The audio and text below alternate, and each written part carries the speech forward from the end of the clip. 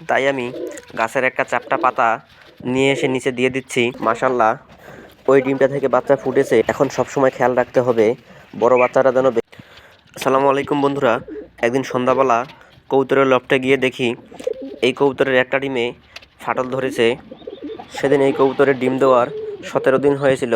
আপনারা দেখতে পাচ্ছেন কিনা জানি না, এই যে এই ডিমটা ফাটল ধরা শুরু করেছে এবং ভিতরে বাচ্চা টক টক আওয়াজ করতেছে। যাই হোক, ডিমটা রাখতে গিয়ে দেখি ঝুড়ির নিচটা অনেকটাই ফাঁকা।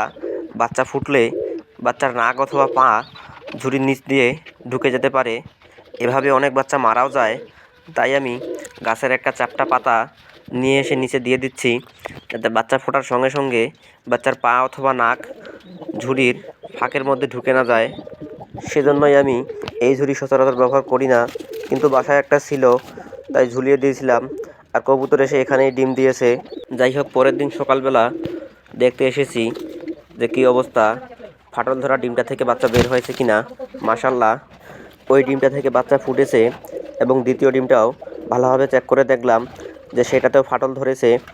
সেদিন সন্ধ্যাবেলা আবার এসে চেক করি যে দ্বিতীয় ডিমটা থেকে বাচ্চা বের হয়েছে কিনা। দেখলাম বাচ্চা এখনও বের হয় নাই। তাই পরের দিন সকাল পর্যন্ত আবার অপেক্ষা করি এবং এসে দেখি মাশাল্লাহ দ্বিতীয় ডিমটা থেকেও বাচ্চা বের হয়ে গেছে। তবে বাচ্চা দুইটার একদিন বয়সের পার্থক্য হওয়ার কারণে তাদের সাইজের অনেক পার্থক্য দেখা যাচ্ছে। এখন সবসময় খেয়াল রাখতে হবে বড় বাচ্চারা যেন বেশি খাবার খেয়ে না ফেলে। দুইটা বাচ্চাই যেন সমানভাবে তার বাবা মায়ের কাছ থেকে খাবার খেতে পারে। প্রয়োজনে বড় বাচ্চাটাকে সরিয়ে রাখতে হবে। এটা করা ছাড়া আর কোনো উপায় বর্তমানে আর নেই। যাই হোক, কী হয় আপনাদেরকে অবশ্যই দেখাবো অন্য কোনো ভিডিওতে। আজকের ভিডিও এই পর্যন্তই, এবং ভিডিওটা ভালো লাগলে অবশ্যই একটা লাইক ও সাবস্ক্রাইব করে পাশে থাকবেন। খোদা হাফেজ।